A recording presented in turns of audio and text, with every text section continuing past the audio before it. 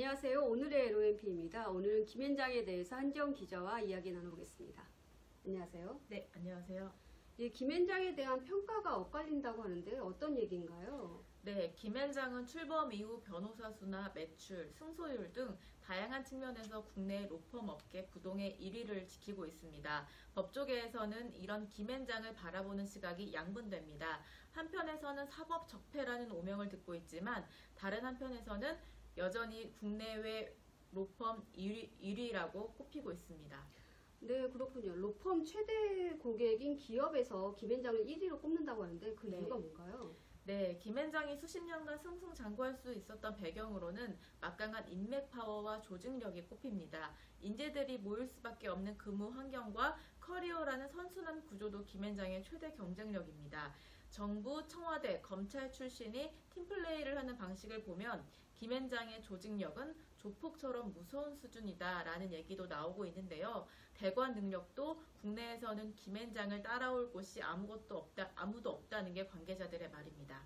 네, 김앤장 변호사가 국내 외국인 변호사를 합쳐서 900명이 넘는다고 합니다. 네. 조직 규모만 봐도 다른 로펌을 크게 앞서는데요. 네, 김앤장 법률사무소 소속 변호사 수는 2, 3위인 다른 로펌들과 비교해도 150%에서 200%가량 많습니다. 업계에서는 로펌 업계 2위는 김앤장이 만들었다라는 얘기도 나오는데요. 김앤장이 법률 시장을 독식하는 것에 대한 부정적인 이미지 때문에 오히려 후계자를 키워서 라이벌 구도를 만들었다는 설명입니다.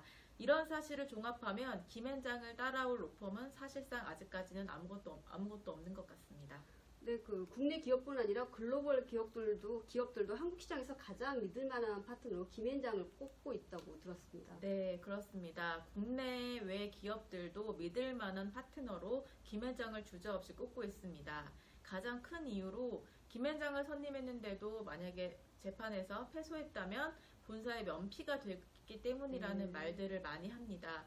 물론 김앤장이 다른 로펌에 비해서 착수금이 매우 비싸기는 하지만 김앤장을 쓰고도 아예 안 되는 일이었다면 한국 시장에서는 애초에 불가능이었다. 이것이 글로벌 헤드 오피스에도 설명이 된다, 납득이 된다 이런 식으로 얘기를 하는데요. 그럴 정도로 김앤장의 이미지가 한국 사회에서 고착화됐다는 설명이기도 합니다. 네, 정말 대단하다는 생각이 듭니다. 그런데 김앤장에 대해서 부정적인 평가도 있다면서요? 네, 많은 수익의 원천이 전관 예우 등을 통해 얻은 결과라는 비판이 대표적입니다. 특히 김앤장 법률사무소와 전관 예우 문제는 인사청문회 때마다 단골로 등장하는 소재입니다. 이와 관련해서 박한철 전 헌법재판소장은 청문회 당시에 김앤장 경력이 후회스럽다고 말하기도 했습니다. 네, 최근 법률 시장이 강소 로펌으로 재편되고 있잖아요. 네. 그래서 김앤장 아성이 예전 같지 않다 이런 이야기도 들리는데요. 네, 말씀하신 것처럼 특정 분야의 전문성으로 특화된 강소 로펌들이 김앤장을 상대로 승소하는 경우가 많이 늘었습니다. 독일 도이치은행의 주가 조작과 관련해 피해자들을 대리한 법무법인 한누리가 은행 입장을 대리한 김앤장과 싸워서 승리한 사례가 대표적입니다. 법무법인 강호는 최근에 입찰 담합으로 과징금 처분을 받은 대기업들이 김앤장과 함께 제기한 손해소송에서 피해자들을 대리해 승소하기도 했습니다.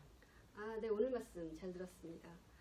김앤장의 쓸쓸한 성공시나 최근 불고 있는 법조계의 바람이 김앤장의 철옹성을 무너뜨릴지 관심 있게 지켜봐야겠습니다. 지금까지 오늘의 로엔피였습니다. 여러분 고맙습니다.